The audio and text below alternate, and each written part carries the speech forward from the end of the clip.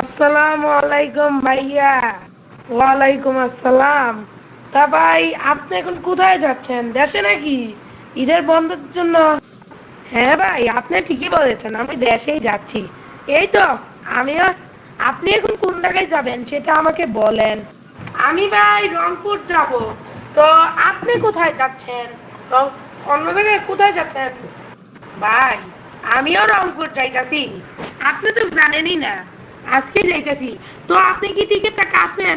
টিকিটটা তাড়াতাড়ি কাইটা নেন, ট্রেন আবার তাড়াতাড়ি আইসা পড়বে। ঠিক আছে ভাই, কাইটা নিতেছি আমি। দাঁড়ান। আসসালামু আলাইকুম ভাই। আপনি কোথায় যাবেন? কোন জেলায়? সে টিকিটের দাম একদম 700 টাকা করে। এক একজন নাকি দুইজন? ভাই, আমি একাই যাচ্ছি। আচ্ছা আপনি বলেন, আমি রংপুর যাব, এত টাকা দিয়ে টিকিট কাটতে হবে? ঈদের মধ্যে বন্ধে যাব দেশে। অনেক দিন ধরে আশা করছি যে এবার আমার দেশে মা বাবা ভাই বোন বউ সবার সাথে ঈদ করব। আমি ঢাকায় একটু ছোটখাটো তো চাকরি করি, কিন্তু এবার ভাবছি যে এবার দেশে ঈদ করব। ঠিক আছে ভাই, এই যে নেন আপনার টিকিট। আর এই সাবধানে যায়, এখনকার কিন্তু পরিস্থিতি ভালো না। আচ্ছা ভাই, ওটা নিয়ে টেনশন করেন না, আমি এখনই যাব। এই তো আমার আইসে পড়বো, দাঁড়া। ভাই, আমাকে একটা টিকিট দেন রংপুরের, আমি রংপুর যাব। কত করে টিকিটের দাম? ভাই, আপনি তো জানেনই টিকিটের দাম একদম 700 টাকা করে টিকিটের। ঈদের মধ্যে বাড়ি যাবেন নাকি? হ্যাঁ হ্যাঁ, ঈদের মধ্যে বাড়ি যাব। যাই দেখি, ভাবছি যে মা বাবা ভাই বোন চাচা চাচি নানা নানি সবার সাথে মিলে একসাথে ঈদ করব। কারণ আমি এদিকে এই যে পড়ালেখা শেষ হইল, এখন আমি বরঞ্চ দেশে চলে যাব। তাই ভাবছি আর কি, আর আজকেই চলে যাচ্ছি। তো টিকিটটা ভাই তাড়াতাড়ি দেন। দাঁড়ান ভাই, দিতাছি। আর শোনেন, এখনকার তো যে ঝামেলা, এখনকার একটু সাবধানে যায়, কারণ এদিকে ছিনতাইয়ের সংখ্যা অনেক বেড়ে গেছে, বুঝছেন? তো টোবাইল সাবধানে রাখবেন, ঠিক আছে? ঠিক আছে ভাই, সাবধানে রাখবো, কোনো ব্যাপার না। তো আপনার ওগুলো নিয়ে চিন্তা করা লাগবে না, আপনি বরঞ্চ টিকিটটা দিয়ে দেন, ঠিক আছে? তা ভাই, ঈদের মধ্যে যে দেশে যাইতেছেন, যাইয়াতে এখন কি করেন? আপনি কি কাজ করেন? আর আমি আমি হচ্ছে যে ইয়েতে প্রাইভেট একটা চাকরি করি, গার্মেন্টসে। এবার প্রায় 20,000 টাকার মতো পাইছি। ভাবছি যে সবার জন্য কেনাকাটা করবো, যে দেশে সবাইকে কেনাকাটা করে দিব। আমার মা বাবা ভাই বোন চাচা চাচি না, সরি, বউ আবার এরকম কিনে দিব। তো আপনি কি করবেন? আমার এখনো বিয়ে হয়নি, বুঝছেন? তো আমি এখানে ঢাকায় এসেছি।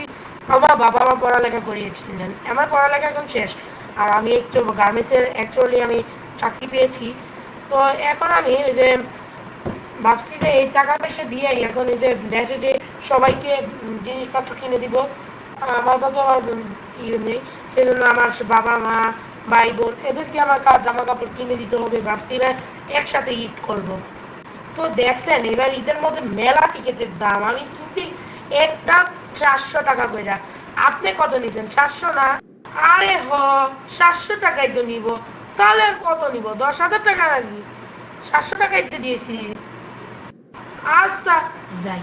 এইবার বল, তোর পকেটের থেকে মোবাইলটা কাইটা নিয়ে যাই, নিয়ে যাইয়া টাকা পয়সা সবকিছু নিয়ে যাই। নিয়ে যাওয়ার পরে সবকিছু নিয়ে পেটে যাবো। ভাই, আমি একটু পানি আনতে যাবো, আমার পানি পিপাসা লেগেছে, পানিও তো আনতেও মনে নাই। তাড়াতাড়ি যাই যাই। যা, ওদিকে তাকাইছে, এখন বলছো সব টাকা পয়সা সবকিছু নিয়ে যাবো। নিয়ে যায় পরে এলা এই টাকা পয়সা দিয়ে আমি কি করবো? আয় হায়, 1 ঘন্টা 10 মিনিটের কথা কয়ে 1 ঘন্টা হয়ে গেল, এখন ভাই দেখি আসে না। দেখি তো আমার পকেটের মোবাইলে। হায় হায় রে, কি সর্বনাশ হইল! আমার মোবাইল, টাকা পয়সা একটা কিছু নাই। তার মানে কি ওই ভাইটা কি আসলে কোনো সাধারণ সুবিধা মনে হচ্ছিল না? আমার আগেই দেখে কেমন যেন লাগছিল ভাইটা, কেমন যেন তখন থেকে ভালো ব্যবহার করলো। আর এই অবস্থা, সেই জন্যই মানুষের ভয়, এই জন্য টিকিট আলা করে দিল যে এরকম ছিনতাই মিনতাই দুনিয়া বেড়ে গেছে, তাই সাবধানে থাকতে। আসলেই ঠিকই ছিল। এখন যে কি হইব, এখন এখন আমি ঢাকায় যাবো কেমনে? এটাই তো চিন্তা ভাবনা। যাই, টিকিট আলার কাছে বাইরে যাই, বাইরে যাই দেখি কে পালাইছে। হায় হায় রে ভাই, কি কিচ্ছু তো পাইলাম না। টাকা নিয়ে তো সত্যি সত্যি গেছে গা। এখন যদি টাকা পয়সা না থাকে তাহলে আমি কিভাবে এখন ইয়ে করবো? এরকম যদি হয়ে থাকে, এই এরকম মোবাইল টোবাইল টাকা পয়সা সব হারাই গেছে, এখন আমি কিভাবে এর উপরে গ্রামে যাবো? না, এবার আমার তো আমার মনে হয় ঢাকায় একা ঈদ করে দেবো। ভাবছি সবাই কত কাপড় চোপড় সব কিছু কিনা দিব, সব ইচ্ছা পূরণ করবো, তা আর আমার হইলো না। দেখি কি আর করার, এখন অফিসে যাইতে হইব, যাই এখন যে বাসা ফিরে যাইতে। ভাই, আপনার কোনো কিছু হয়েছে? মন খারাপ কেন আপনার? দেখে মনে হচ্ছে আপনি হয়তো দেশে যাবেন নিয়েছিলেন, কোনো কিছু হয়েছে কি? ভাই আর বললেন না, আমার কত টাকা পয়সা কত কিছু সব 20,000 টাকার এই যে মোবাইল সব কিছু কে জানি নিয়ে গেছে গা। একটা ভাইয়ের সাথে আমার দেখা হইলো, দেখা হয়ে সালাম দিয়ে বললো যে ভাই আপনি কোথায় যাবেন? আমি বললাম রংপুর। হ্যাঁ বললো, হ্যাঁ রংপুর যাইবো, ঠিক আছে। আমি কি টেক্সি আসলাম 700 দিয়ে, হ্যাঁ সব কেমনে কেমনে যাই না, কিন্তু আমি কিছুই বুঝলাম না। আর হঠাৎ করে ভাই বললো যে আমি একটু পানি খেতে যাব। পানি খেতে যাওয়ার পর 1 ঘন্টা হয়ে গেল, তারপরও আসে না। আর অথচ ট্রেনটাও ছাড়েনি। পরে আমি একটু টাইম দেখার জন্য মোবাইলের দিকে মোবাইলটা বের করতে নিয়েছি, দেখি যে পকেট কাটা মোবাইল আর টাকা কিছুই নেই। এখন এই কারণে আমার বরঞ্চ এই টেনশন হচ্ছে, এখন আমি কিভাবে যে বাড়িতে যাব সেটাই আমি বুঝতেছি না। আর এখন আমি কি করব? এখন তো থানায়ও যাব, তা যে আর লাভ কি? চোরটা যে কোথায় গেছে কে জানে। ভাই, এরকম সমস্যা হয়েছে, অবশ্যই আপনাকে উচিত থানায় যাওয়া। কারণ এখনকার সবসময় এগুলা হচ্ছে, এগুলো দিন দিন দিনে বেড়ে গেছে। তো বাটপাড়ি, এরকম দেশে যেতে সময় আপনাদের উচিত ছিল আপনাকে সাবধান হওয়া। আর এরকম কোনো সময় আপনি বলবেন না কেউকে যে এখানে টাকা পয়সা আছে, এই আছে, আপনি কোনো কিছু বলবেন না, ঠিক আছে? আপনি খালি বলবেন যে কোথায় যাবেন এইটাই বলবেন, আর কিন্তু কোনো কিছু বলবেন না। খালি শুধু টাকা পয়সা, এই টাকার স্যালারি, এই স্যালারি কিচ্ছু বলবেন না। এরকম মানুষের প্রতারণার কারণে আজকে হচ্ছে এই গরিব মানুষের অবস্থা, বুঝছেন? এখন ভাই আমাদের উচিত সতর্ক হওয়া। আমরা সব সময় পকেটে হাত দিয়ে রাখবো, যদি কেউ যদি ওখানে কিছু করতে নেয় আমরা সোজায় হাতটা ধরে ফেলবো, তাহলে আমাদের এখানে ঝামেলা শেষ। আর এখানে ট্রেনওয়ালার টিকেটের কাছে যান, দেখেন পান কিনা। আর যদি না পেয়ে থাকেন তাহলে পুলিশের স্টেশনে। ভাই একদম ঠিক কথাই বলেছেন, আপনার কথার সাথে যুক্তি আছে। মনে মনে কি যেন ফিস করে বলতাছিল, আমি কিছুই বুঝি নাই। আমি মনে করছিলাম যে হয়তো ওইটাই বলতেছে, কে জানে যে এরকম হইব। আচ্ছা ভাই, আপনি ওখানে যান, আমিও কথা বলবো ওনার সাথে, যে ওনার যদি দেখে থাকেন তাহলে বুঝবেন। আচ্ছা, গেঞ্জির কালার কি ছিল বল? ভাই, ওনার গেঞ্জির কালার ছিল হইলো লাল আর স্কাই কালার। আচ্ছা, আমি চলেন কাউন্টারের কাছে নিয়ে যাই। ভাই, আপনি তো জানেনই, এই শোনেন, এখনকার তো সবকিছুই বেড়ে গেছে। আমি আমার সাথে একটা লোক বসেছিল, সেই লোকে অনেক কিছুই জিজ্ঞাসা করলো। আর কি কি টাকা পয়সা পায়, কই বাড়িতে বাড়ি কই, এই সেই এটা জিজ্ঞেসে। আর হঠাৎ করে বলছে যে ভাই একটু পানি খেতে যাবো, তা না, পানি খেতে যেয়ে পানি খেতে যায় নাই মানে 1 ঘন্টা বসে আছি, ট্রেনটাও ছাড়েনি। আর এর মধ্যেই চুরি চামারি, আমার কাছে 20,000 টাকা ছিল, তারপর আমার মোবাইল সব কিছু নিয়ে গেছে। এখন আমি কিভাবে যাবো? আমি হচ্ছে একটা গরিব মানুষ, সাধারণ গার্মেন্টসের চাকরি করে যাই। এখন আপনিই বলেন আমি কি করব? এখন যদি আপনি টাকাটা ফিরিয়ে দিতেন ভালো হতো। কি বললেন? এত বড় সাহস! এখানে এগুলো করা হয় না, আর এগুলাই হয়ে গেল যা। এরকম ঝামেলা অনেক জায়গায় হয়, এই এই জন্যই আপনাকে বলেছিলাম সাবধানে থাকতে। আচ্ছা, আপনি ওনাদের সাথে কথা বলছেন, ভালো কথা। তাহলে আপনি ওইরকম টাকা পয়সার কথা তো বলেছেন কেন? এটাই আপনি বোকার মতন একটা কাজ করেছেন। এটা যদি না করতেন তাহলে কিন্তু আজকে আপনার টাকা পয়সা কিচ্ছুই হারাইতেন না। আচ্ছা ভাই, আফসোস করে লাভ নেই। আচ্ছা ভাই, আপনি পুলিশের কাছে যান, যাইয়া দেন কি করার। ভাই, আমি হচ্ছে আমি হচ্ছে রাসেল। আমি হচ্ছে যে ওনাকে দেখলাম যে উনি রাস্তায় কান্না করছেন।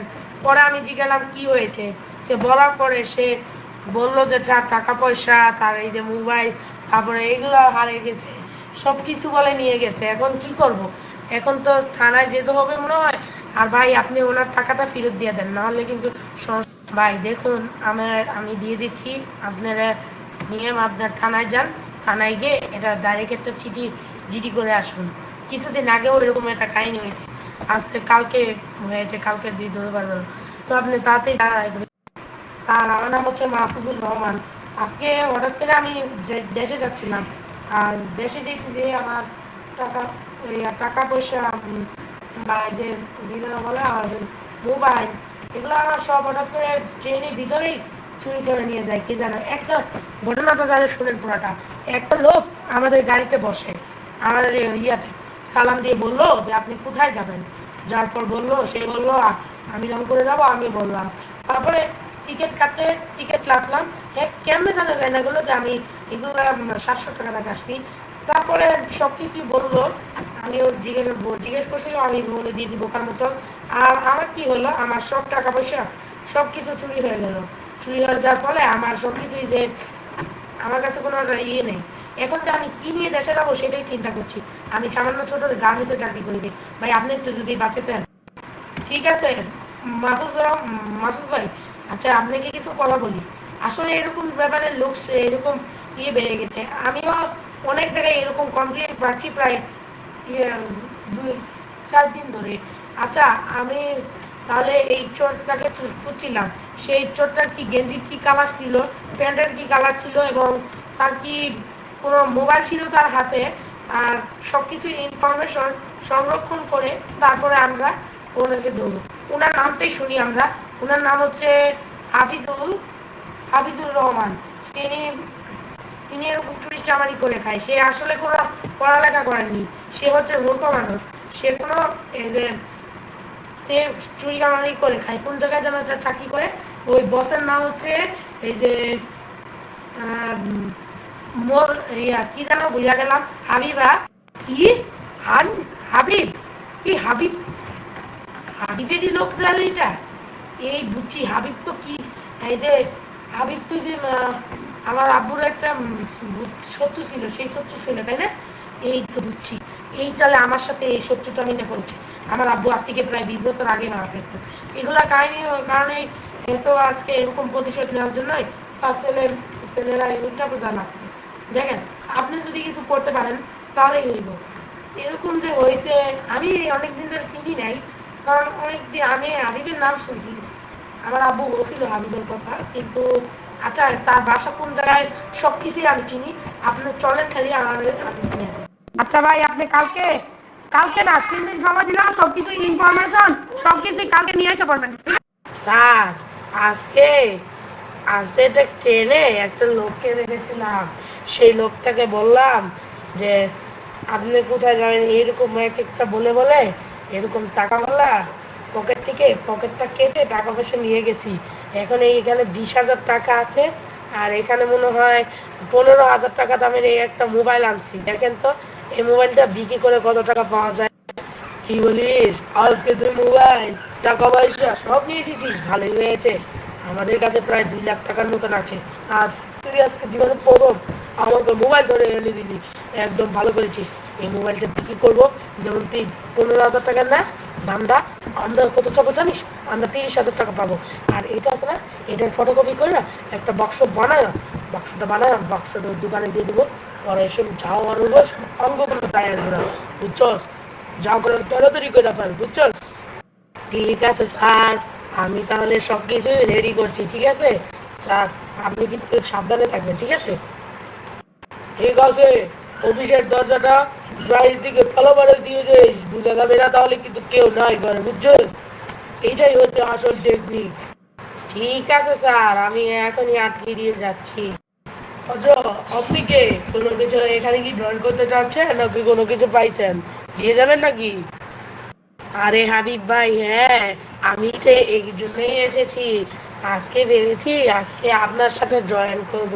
তো আপনি অনেকই চুরি চামারি করেন না, টাকা পয়সা মোবাইল সব কিছু, তাই না? তাহলে তো আমিও জয়েন করব, আজকেই ভাবি জয়েন করব আপনার সাথে। আমি লাগবো, লিগে আমি সব কিছুতেই ইয়ে করবো, বুঝলেন? তো এখন মাসে কত করে স্যালারি দেন? বেশি স্যালারি দিলে লাগবো, কম দিলে লাগবো না, বুঝছেন? তো প্রায় কিন্তু স্যালারি ভালো থাকতে হবে। স্যালারি কিন্তু কম হলে আমি কাজ করবো না। এখন আপনি জানেনই বিভিন্ন ট্রেনে বা বিভিন্ন জায়গায় জায়গায় কিন্তু চুরি চামারি হচ্ছে, বুঝছেন? এই কারণে কিন্তু আজকে ভাবছি যে আমিও আপনার সাথে জয়েন করব। কি বললি, তুই জয়েন করবি এখানে? তাহলে তো ভালো কথা। একজন লোক আছে আমার, ওকে দিয়ে তো সবসময় কাজ হয় না। তাই ভাবলাম যে আমিও আপনার তুই আমার সাথে জয়েন কর। তাহলে তোর বেতন যেহেতু এসেছিস সিস্টেম মতো নিজে, ওই তোকে কেন ওকে দিতাম 20,000 টাকা, তোরে 40,000 টাকা করে দিলাম, কারণ তুই তো তুই নতুন, সেই জন্য তোকে একটু বাড়িয়ে দিলাম যাতে তুই সবকিছু কাজ মার সব ও তোকে শিখিয়ে দিবে। ঠিক আছে, ওর সাথে কথা বলে তুই সব কিছু শিখে দিবি, আর ওর বেতনটাও বাড়িয়ে দিলাম, ওকে দিব ওকে দিয়ে 25,000 করে, ঠিক আছে? বুঝছেন? তো তোকে কিন্তু নতুন হিসেবে হিসেবে 40,000 দিব। ও কিন্তু অনেক পুরানো, ওর আমি প্রায় এখানে 10 বছর ধরে এরকম কাহিনী হচ্ছে। তো তুই যেহেতু জয়েন করতে চাচ্ছিস কর, কেউ কিন্তু শুনে জয়েন করতে আসে না, কিন্তু তুইও এসেছিস, ভাগ্য ভালো তোর। স্যার আপনাকে অনেক অনেক ধন্যবাদ। তাহলে কিন্তু আমি কালকে চলে আসছি সকাল সকাল 5টা বাজে, আর ভাবটা আমাকে বলে দিলে এই তাহলে আমি চলে আসবো। আচ্ছা, আসলে তুই সকালে 7টা বাজে চলে আসবি। এখন থেকে প্রতিদিন 7টা বাজে যে কোনো জায়গায় জায়গায় বসে থাকবি, বসে থেকে বাসে ট্রেনে এরকম জায়গায় জায়গায় রিক্সায় এরকম জায়গায় জায়গায় যে বসে থাকবি, তাহলেই ভালো হবে, বুঝছো? ঠিক আছে ভাই, আমি তাহলে কালকেই চলে আসছি সকালবেলা, ঠিক আছে? ভাই আপনাকে তো 3 দিন সময় দিয়েছিলাম, সংরক্ষণ কি সবকিছু করেছেন? সংরক্ষণ করলে মোবাইলের রেকর্ড কিন্তু করে নিয়ে আসলে ভালো হতো। স্যার আমি সবকিছু রেকর্ড করে নিয়ে এসেছি, খালি আপনি এখন শুনবেন। আমি যে এরকম টেকনিকে কাটাইছি, হ্যাঁ আমার সবকিছু বলে দিছে, বুঝছেন? আজকে ভেবেছি হাবিব ভাই আপনার সাথে আমি জয়েন করব, আর এখানে যা যা কিছু হয় সব আমি করব। আপনি 40,000 টাকা বেতন দিয়েছেন না, এটাই আমার জন্য অনেক কিছু। ভাই আপনি এখানে চলেন, এই কাজটা একদম ঠিক করছেন। এভাবে সরাসরি বলতে বললে তো বলতো না, আপনি বরং এভাবেই করে টেকনিকটা কাটিয়েছেন, তাহলে দেখেছেন যে আপনি সব কিছু ফিরে পেয়েছেন, দেখছেন? তো চলেন এখন, চলুন তাড়াতাড়ি যাই। ঠিক আছে ভাই, আরে আমার মোবাইল বলে চুরি করে নিয়ে যাবে, তাড়াতাড়ি চলেন আপনি, ঠিক আছে? স্যার আমি তো সকালবেলা চলে এসেছি। আচ্ছা ঠিক আছে, আপনার সাথে কি কথা আছে? স্যার আপনি এদিকে আসেন। তো তো তো তো তো তো তো তো তো পুলিশ পুলিশ পুলিশ এখানে? স্যার আপনি হঠাৎ করে এখানে এসেছেন, ঘটনা কি? কোনো সমস্যা? হ্যাঁ, আমাদের আজকে অনেক বড় সমস্যা, তাই আমি তোর কাছে এসেছি তোকে দেখছি। তো তো তো তো তুই করে বলছিস, বলছেন কেন আমাকে? আমি কি কোনো দোষ করেছি নাকি যে আমাকে কিছু তুই তুই করে বলছেন? বাহ, কি সুন্দর সাধু মনে হচ্ছে তোকে। তুই যে বড় অপরাধটা করেছিস, সেটার জন্য তোকে আজকে শাস্তি পেতে হবে। তোর সেই কর্মচারীকে কিন্তু আমি ধরে নিয়েছি, ধরে নিয়ে থানায়। এখন খালি তোকে তোকে পেলে তোকে আজকে আমি শাস্তি দিব।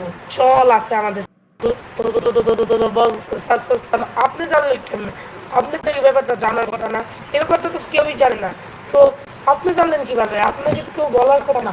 এই কালকে যে একটা ছেলে এসেছিল, ছেলে এসে আমাকে বলছিল যে এখানে কাজ করবে, সেই ছেলে স্যার বলে ডাক দিল, আপনি কি তখন চলে এসেছিলেন? হ্যাঁ হ্যাঁ, সব তথ্য ফাঁস হয়ে গেল, তার মানে কি সব মিথ্যা ছিল? এখন যাবি কি করি?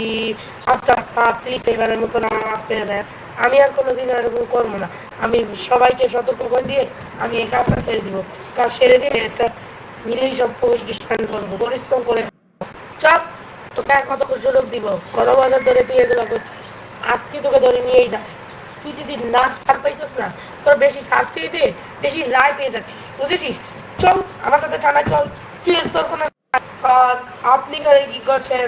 আপনি তো খবর পাওয়ার কথা না, আপনি তো ওখানে অফিসে তালা মেরে দিয়ে এসে পড়েছিলাম, কিন্তু আপনি কিভাবে এখানে আসলেন? জানিস কি হয়েছে আজকে?